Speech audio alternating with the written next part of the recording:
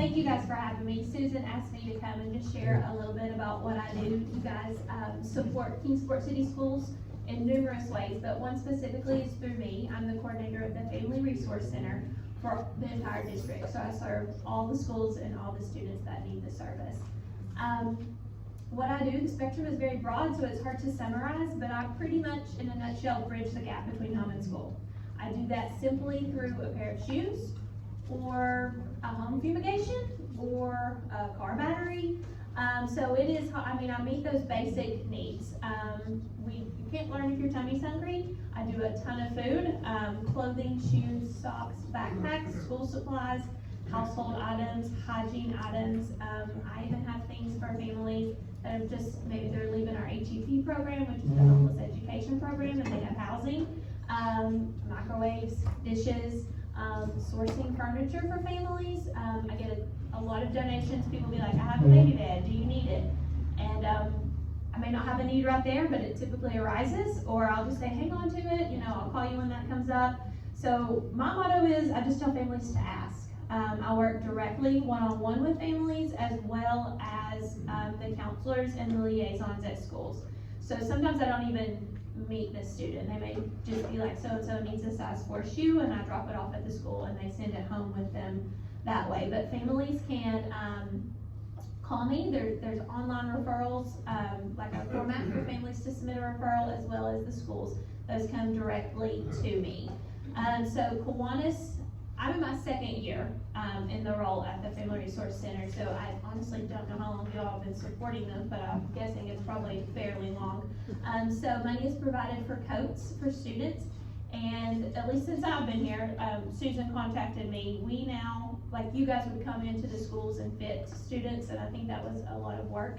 So what we do is I reach out to the counselors, and they gather a list of students, and they get their sizes. So myself and the counselor then go shopping for the coats, and the counselors take them back to the schools and get them to the students that way, and that seems to be the most effective way, specifically because they know the student.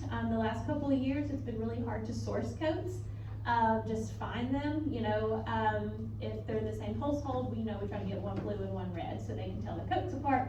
Just different things like that. You also give money specifically for Kennedy and Lincoln to use for snacks, whether that's for bus snacks, or I think sometimes they use those for students who come in late and miss breakfast, where those are Title I schools, all students eat free.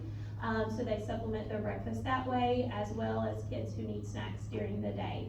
So that's how that money is spent, and I thank you guys for that donation. It's so helpful. I primarily do coats for the elementary schools in Palmer, and then as coat needs arise for middle and high schools, like I have some stock there, or I can go and purchase those coats when needed. So I really just meet needs however I can. I am a state-funded program, so I receive money from the state. There are FRCs all across the state of Tennessee.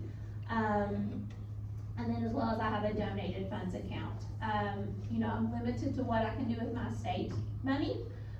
So when donations come in, it depends on how the donor puts stipulation on those. Those are spent however they request, or if it's just a general student need, that allows me to, per se, fumigate a home. Or I get a lot of calls for rent and utility assistance. I do not use my budget for those because I would be broke with money.